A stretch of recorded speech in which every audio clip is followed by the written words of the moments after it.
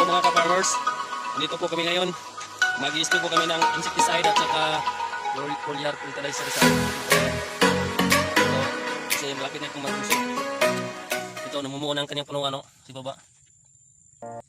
Malapit na siya magbusog. Ito, i-spray namin ng foliar at saka insecticide. 3 kinds ang tawag namin dito kasi may foliar at saka insecticide at saka zinc. Inalo na namin lahat. Ito yung mga ka-farmers namin for hire to. Ito silang mga four brothers at ito sila yung isa may kinuha pa. Ito yung gagamitin namin Vital Grow, Antica, Zinc, pinaghalo-halo na namin lahat. Saka ito yung gadan at saka lanit. Pang insecticide namin to. Ito, tingnan mo.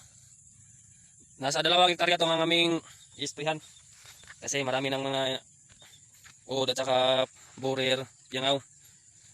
Kailangan ng isprayan. Ay guys, magtitimpla na po kami ng fertilizer at saka gadan. Ito. May natila pa kasi kami doon sa ibang area namin Granite, 1 kutsara lang. So, ganito. May gadang pasing natira dito. Gatan mo, boss. Kasi, papatayin ngayon natin. 1 kutsara lang. Tumugas na yung bro. Pati sa tubig. Okay. Tugin ko na ba? Nagkumpla pa ko. Ito, Antica. Foliar fertilizer. Mabisa to para sa palayan.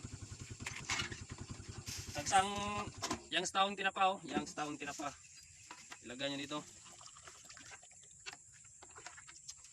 Okay.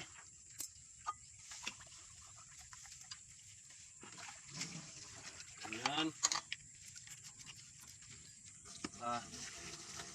Zinc. Tagsang tinapa din.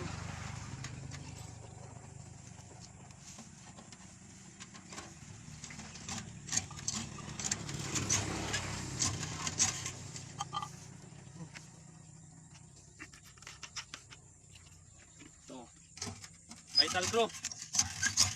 Foliar din to.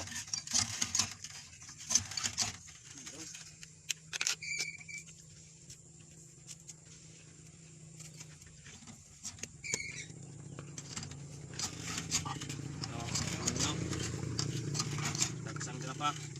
Abang paon na Uwat na dong, area na tanan. Isto to. Umuk na na. Tapos siyo.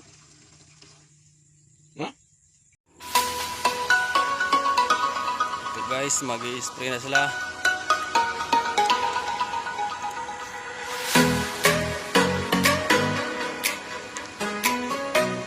Dili kasi ora.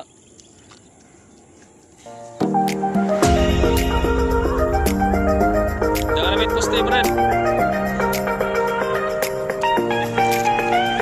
Andito na ang bendita.